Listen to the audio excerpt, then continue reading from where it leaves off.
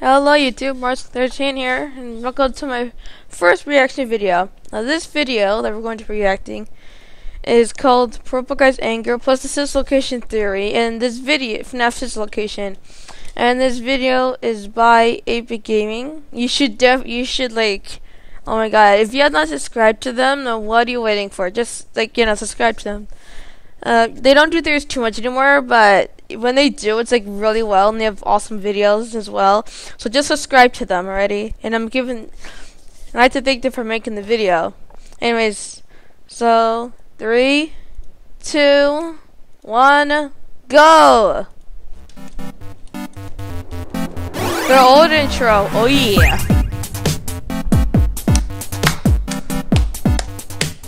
So what is going on, guys? This is Ryan here. And this is the Ryan here. Yep. Hey everyone, Razzbowski here. What's going on, guys? Dawko here. And welcome back, guys, to Theory Thursday. So we're a bit late on this one again, guys. We had some problems, but we are still making it for this week. There's a lot to discuss. We had the Steam page come out for Sister Location, a lot in the description, things like that, new pictures as well. Going to be dissecting it all, and let's get straight into this. So there have been a lot of speculation about who we could possibly play as in this game, and I think ever since the drop of the synopsis in the description of Steam and IndieDB, we can see that our theories on maybe it being the purple guy could potentially be wrong, because why would they hire a technician if purple guy is already a technician?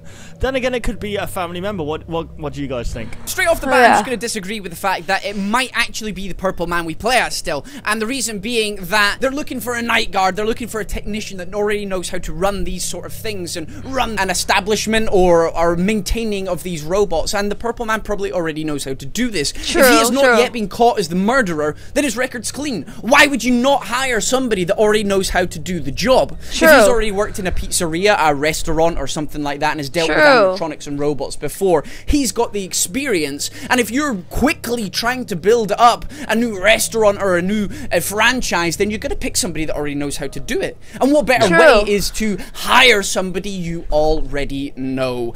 If they if the purple man already owns the business, or if he's some sort of partnership, or even just friends with the owners, then you would look to your friend and say, look, Dawko, I'm opening my own restaurant, my man. Want to come along and work for me again? I know you did a pretty stellar job before. Saves me time, saves you time trying to find a new job, because Saws had to fire you because we don't have any more jobs over here. But why don't you come over here to my new restaurant and you can help me out here? Maybe being a sister location with the purple man already knowing how to do these things, I think it still could be the purple man.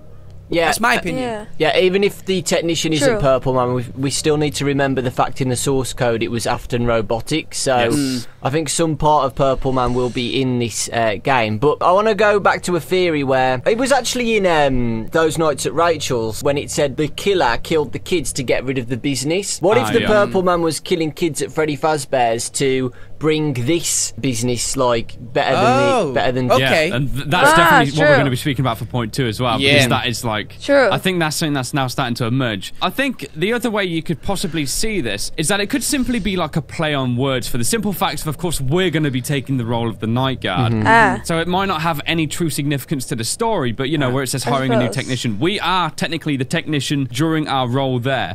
As Raz said as well, they would be hiring someone with previous experience. I mean, they don't want a night guard to just sit there. They want a technician. They want someone who knows how to maneuver these suits. And this is why I think it might be interesting, and it might pull from the FNAF 3, where we heard about someone who knew the layout of the FNAF 1 pizzeria. They knew that there was a back room, sealed up, things like that. What about if we are playing as this guy here and we learn that? Maybe in like night 6 or 7 when we get the paycheck and we see the name.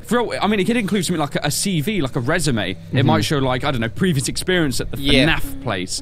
It might coincide with the two, but there's a lot linking the two together, and point 2 is going to really stress this as well. So this next topic, as we've been saying in part 1, is something that's starting to build a lot more behind it. And this actually came, I saw it on Twitter, I'll be shouting out DA Games. This is what brought to my attention, where in the description it actually says, welcome to Circus Baby's Pizza World, where family fun and interactivity go beyond anything you've seen at those other pizzeria places. Other. Why is it not revealing like the Freddy Fazbear's pizza chain? Why is it saying other? And if you actually read through the whole blurb, it's all about with cutting edge technology, new. There's always is something else that they're adding on the end. As Dawko said as well, with the Afton animatronics thing in the source code as well, it goes to show the purple guy is running this. He's not exactly seen in the best light in any of the FNAF games. We always see him dismantling the animatronics. What about if he's sabotaging or going over to the FNAF area and there is this rivalry between the two companies? Yeah.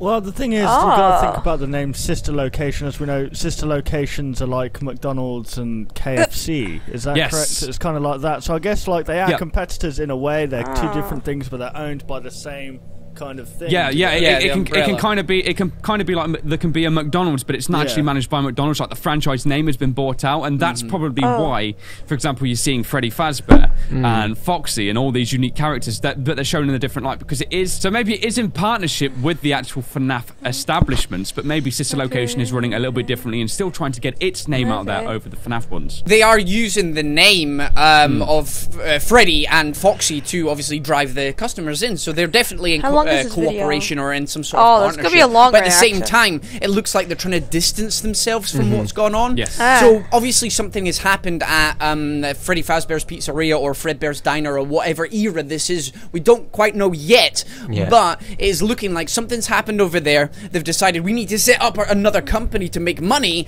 and we'll use the negative press from the other one to boost our company now. Basically saying, this old pizzeria is terrible. Don't go there. This is awful. Come to us. We've got new animatronics. We've got new up-to-date technology. We can actually knock your kids' socks off with how amazing our animatronics are. Why would you want to go there when you can come here? They are using the negative press to fuel their agenda of making more money. It's a great way for the company to abandon one project and go to the next one. Use the negative press as fuel to boost the initial surge for the new company. There's a gap in the market for Pizzeria because one is left, so they're filling it. It's what Ryan said with the description, like, other. It seems like they're trying to be, like, really, like, negative about Freddy Fazbear's Pizza. They don't want to speak of the name. They're like, ugh. Not even naming it as well. That might be because, like, the negative press again, but it might be because they don't want to link that pizzeria with their company because of all the bad stuff that's happened there. Maybe then that could mean that the purple guy, as I said before, is actually going over to the FNAF thing, like sabotaging it in the nights and stuff to get the press to talk about that in the bad light, so that the sister location gets more traction. I mean, the place looks built up, so something good's happening with this place, clearly. It could be just revenge again. Like, I don't want to go to the novel, but, like, William Afton was jealous of Henry, the owner. I think that's true. So he could be just doing this at the pizzeria just for, like, revenge and jealousy. Yes. With all this talk about, obviously, the rivalry between the two companies and them not actually naming it, and obviously the point Ryan and Dawko and other Ryan were mentioning there about how the purple guy could be going over in the dead of night doing some ninja killing of kids and sabotaging the other business, it kind of actually gives the purple guy motive. Before, all we saw with the purple guy was the fact that he was going around killing kids, and there didn't seem to be any reason why he was doing it.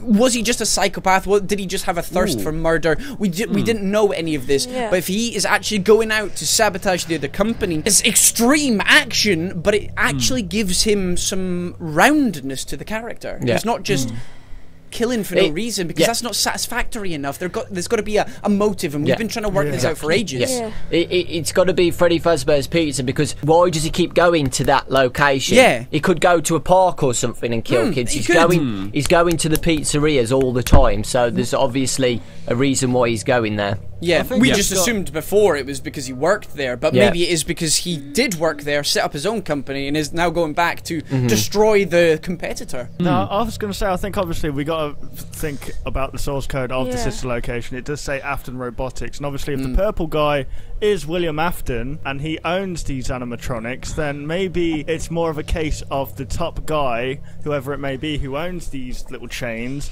not maybe paying him enough, or maybe not giving him enough credit where it's due, so he decides, right, I'm going to mess this all up for you then and see how you like it, kind of thing. I think it's based on jealousy, I do. Like, kind of striking straight into the heart, because jealousy forms from nothing. It doesn't even have to be anything to really cause it, other than the fact that someone's just seeing... I mean, we see it on YouTube all the time. People just hate on others for no reason at all, and there's no reason for the fuel behind that, but it just comes from absolutely nowhere, and it just happens. Maybe he's not happy with the sister location, wants it to be the Freddy Fazbear's Pizza, and so he's making it that Freddy Fazbear's Pizza drops in the ranks, and up comes comes to sister location. Okay, so for the final section, we're going to be talking about each one of the teaser images Scott has popped on Steam and IndieDB. Obviously, if we go over to IndieDB, they give the image title names, which is... Okay, so this is the last section. See how long it is? This is going to be long, so this is going to be a long reaction already. Let's continue in 3, 2, 1, now. Very, very interesting. So we're going to start from the first, work our way to the last in quick fashion. Dawko, my man, what do you think? The first one's really awesome because it's confirmed now. It says going down that this is an elevator. But we were speaking about this a while ago, thinking that it would be an elevator. I think it's really cool. Maybe there is actually an upstairs, or maybe it's just a cutscene at the start of each night where you just go down to the elevator. One of those two, but it just shows we've never had like something like this before. We're always just stuck in an office chair in these pizzeria lines. So yeah, it's just really awesome. Yeah, it gives the place more depth, doesn't it? It makes it feel like you're physically traveling. Yeah. And I think this could be a great system as well, as a way like you go down in the elevator each night, and this is when you get the phone call. Yeah. I think, and then you go into the office, and then you're doing your kind of work and things like that. Yeah, maybe the phone calls get darker and creepier if there is a phone call, because you can see like a speaker on the left there. Obviously, someone's going to be speaking to us, or we're going to be speaking to something. But it'll be good, if like in Five Nights at Freddy's 1, it kind of got really demonic, and then the doors open, and then that's it. You go in. This as well could bring more fear in that aspect, because if we've just got in the elevator and in comes the demonic phone call and we're still going down, we can't go back up. We're locked in. I mean, you're trapped in there. That's the biggest... I think a lot of people have that sort of fear. If you're trapped, there's no exit, you can't get out, and all it takes is something to jump on the roof or jump and grab onto the side of the elevator. And I mean, we can see everything that's going on outside. So if there is space for somebody to be on top or around the sides, then we're going to see that. And I would like to use the elevator in the game, and maybe it's like a sort of fail-safe. So last-ditch effort to survive, you jump in the elevator, and if you time it wrong, you'll die. But if you time it right, you might just be able to get those extra few precious seconds of survival before it ticks over to 6 a.m. probably. I think that's the way it's most likely going to go. Yeah, you never know. Like when it hits 6 a.m., you have to go back to the elevator. Oh, so something like that. Oh, so you've got like a final countdown. It gets to half 5 maybe even, and it's like you make your way to the elevator, and that's when you have to go through the vents, etc. And if you get it wrong, you get it wrong, you die. You're dead. Oh, that would be good. That just brings so much more fear to it as well, because you're like, I've made it all the way through the night, but now I've got to get to the elevator. That kind of covers the vent as well, because it's just got... It doesn't have much meaning, but we know we can run through it. So what about if this is maybe the way... I mean, granted, it's not the best way, but in the FNAF establishments, it's not really the best, layout for us as a whole anyway, is there? Like, the doors open when power cuts out. Why don't they stay shut? There's always these weird quirks going on. So going through a friggin' ventilation shaft, it feels kind of normal now. It all depends on how Scott ties it into it, because there might be no other way to go through the place. Maybe the door's blocked off for whatever reason, so you physically have to use the vents, or maybe it's just the safest way. The safest way is to go through the vent because the animatronics can't fit through. I love that idea though, Dawko. I love that idea of you have to exit, because it ties it up as well, because suddenly it gets to 6 a.m. and you're free. Yeah. You're fine. Yeah, you just see the time. You're just like, I'm done. End of night. Thank you. Thank you. End of night. Which was always fine, but this is better. Okay, let's move on to the next one. We've got Into the Dark, which is the vent. We kind of covered that there. Yeah. Pretty much. It's very self-explanatory, unless any of you boys have another point on it. No, I think we've raised the points. I think the more important one is the last three. In I See You, we're actually seeing one of the animatronics, which is really interesting. It's Fun Time Freddy. Like a gameplay shot. And, again, it's weird because he's making the small puppet of the Bonnie in the shadows. We've still not seen a proper shot of this guy. So he's always hiding him back there. It's got to be important, that puppet. It's got to be. I don't think it's just part of a hiring. Obviously, this Freddy's meant to do some sort of puppet show. We've not seen Bonnie in the game or at this establishment whatsoever. So it's a nice callback to Five Nights at Freddy's. The Fazbear Pizzerias. It's a nice callback to them, because if somebody went there, then they come here, and then it's a puppet show. Yeah. But it's nice to see that he's got it, so I wonder if it's going to be important overall. Yeah. Talking about the puppet, if you look at just above him, you can see the 2 eyes that you saw from FNAF World as well. So. Yeah. Oh my god! Update 2, where it says like, everyone please remain in your seats. And if you remember, we do play as the Freddy character when we're in this realize like, that. style. Yeah, it's almost like some symbolism. And yeah, exactly. I did not realize that. He's got a puppet on his hand, and maybe there's a puppet just behind him. I don't know. I reckon that there is going to be some kind of NAD, maybe not NAD, some kind of paranormal force. Yeah. Mental. Sorry, it does look like somebody's controlling. It's looming over, isn't it? It's like a controlling thing. Yeah. That's what I was thinking. Now the next image is really interesting because this was we thought was the main office where all the buttons are, but you see the glass, right? And the title says "Step away from it," which is really interesting. Now we come up with an idea earlier before we recorded this, saying it might be the Five Nights at Candy's idea where Blank smashes the glass in the office to get to us. So what do you think about that? I think first things first, we've got to look in the bottom right hand corner. We can see some kind of panel again that we saw, for example, in the Ballora teaser. So we're going to be able to light this up and see what's in front, meaning that could hold truth. And if we light this up, we get some kind of we get the sound effect, and there's four of them. They're all staring at. Oh God, no! Staring at us at once. This could be a way as well to incorporate Easter eggs. I think this would work perfectly. Well, it's just like Five Nights at Freddy's 1 when you turn the light on and then when you see it, I remember when I first ever done that, I absolutely pooed myself. So I don't know how big these animatronics are. I don't know how big this room is in comparison to these animatronics to us. But if it was just like a massive place just there, or maybe like the jump scare rather than Blank who smashes the window and then you wait 5 seconds, it literally just comes straight out. Oh my God! No indication whatsoever, just comes straight out. I think if you turn the light on at the wrong time, which is maybe this time because we've got all the warning lights going off. Again, this image is, if you remember back to the trailer, everything going a bit crazy, all the lights blinking and flashing. Maybe this is a big warning because I can't see that just happening the whole night through. I think it would be very stressful on the eyes if it was flashing like that the whole time, and I don't think that would be what Scott's going to do. I think this is a warning sign, and maybe if we turn this light on, then something's going to come through the glass. So we've obviously got to step away from here. Either press the button that maybe resets the mini arenas or Balloras or whatever they're going to be so they can go back onto their stage, or as soon as these lights come on, we got to get out of there. And that's literally our last warning for survival. So we've seen 4 of the animatronics as well, and there's 4 lights just above the image. Do you think each one of these lights might light up when they move off stage? Ooh, that's a good maybe. That's interesting. If they've got sort of motion sensors, maybe, or pressure pads under the animatronic, because that'd be the easiest way, wouldn't it? If the pressure pad lifts, then it makes the connection or whatever, or disconnects it, and the light turns on. That would be a nice way of learning without looking at cameras. So like nights, if there's going to be like a the -20, however many there is of these, that might be a way to get a bit more of a flow to it. You know what I mean? So we can actually beat this. So the last image is called Primary Control Module, and as you can see, it looks like a dead end pretty much. So God knows what's going to happen here. But as you can see, you got 2 of the power things just to the left there, bottom left. I believe that is another little power thing with.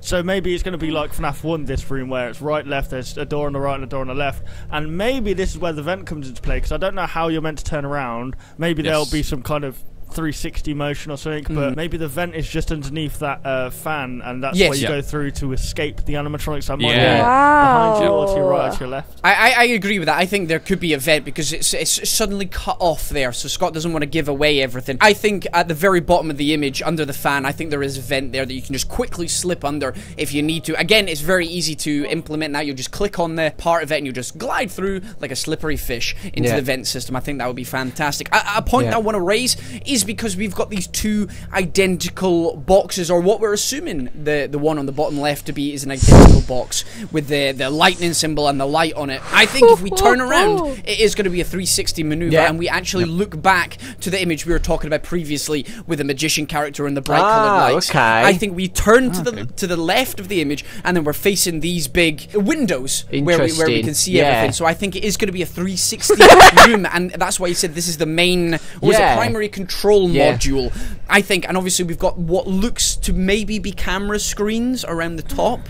They're all fuzzy and blurry at the moment, like they're full of static. And that's my opinion on this image. I think we're going to have a 360-degree movement in this room. And it's going to hint at free roam. But when I say free roam, I mean free roam, like Five Nights at Freddy's 4. It's a point-and-click thing, so you click and you'll do the cheeky little run or a crawl through the vent or whatever. It's definitely not going to be a manual movement.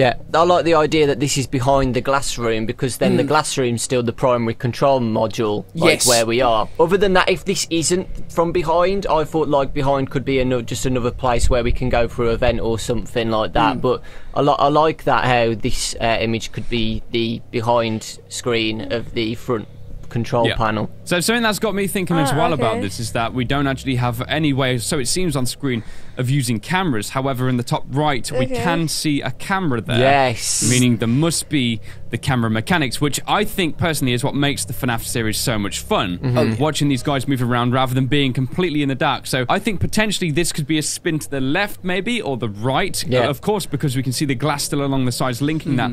But it looks symmetrical, so we might have also the same thing behind us. So how it's going to play in this primary control module is beyond me at the moment. But I do think there might be a way, maybe we turn to the other side and there's like a big screen and a camera system. And maybe that's not going to be revealed because that's just like a gameplay mechanic. We don't really need that revealed just yet. And, you know, I think the Freddy thing as well might be, for example, a camera view. But we're still yet to be confirmed any of that. But it seems like what Scott's doing is, because he did say he had new ideas, rather than it all being stationary just in front, a pan to the left, pan to the right. We can physically turn, we can rotate in our seat. Okay, final thing on this episode, we're going to be talking about Ennard's mask, as we can obviously see it right in front of us. Now, my thoughts on this are, if you go back to the Ennard teaser image, then the only clean and non-broken part of him is the actual mask. Now, my thoughts and feelings here are, the mask has got a couple of movable parts, as we can see, at least unfolds in half. And if the rest of him's destroyed, why is the mask not? The rest of him is in complete disrepair. A joint is something that would easily break. You've seen windows off hinges, doors off hinges, etc. And I think it would be the same. My thoughts and feelings are, if this mask disappears, Ennard's wearing it, and you know he's active. We were talking back again, Ryan mentioned that each one of the lights might correspond to each one of the animatronics, so maybe this is a hint to Ennard's being out and about. If a light is Freddy, then the mask is Ennard, and maybe it's a little tip towards him. He's out and about and gonna jump on our face and strangle us with his tentacles of love. Quick thing as well, if that red nose doesn't honk, I'll be disappointed. And there we have it, guys. That was a really in-depth Theory Thursday for this week. Well, I say Thursday in quotation marks. Again, it will be. And also, I just want to point out that the screenshot also has the mouse cursor, and it looks like it was a flashlight or something.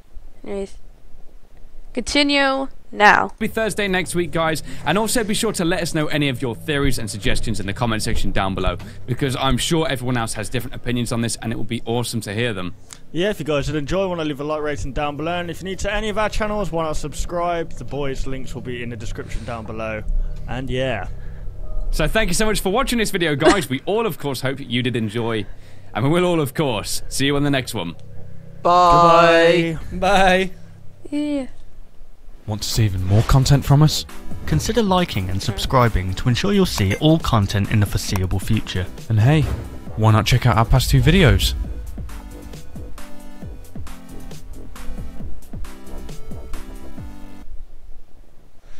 Well, that was cool, wasn't it? I thought it was very cool. What about you? Well, it's pretty cool. So what you should do right now, if you haven't subscribed, subscribe. I'm gonna like the video. Yeah. So that's pretty much it, I suppose. This is a long reaction because the video is kind of long. But anyways, I hope you enjoyed my first reaction video. I will see you soon. Have a great day, and see you on the flip side.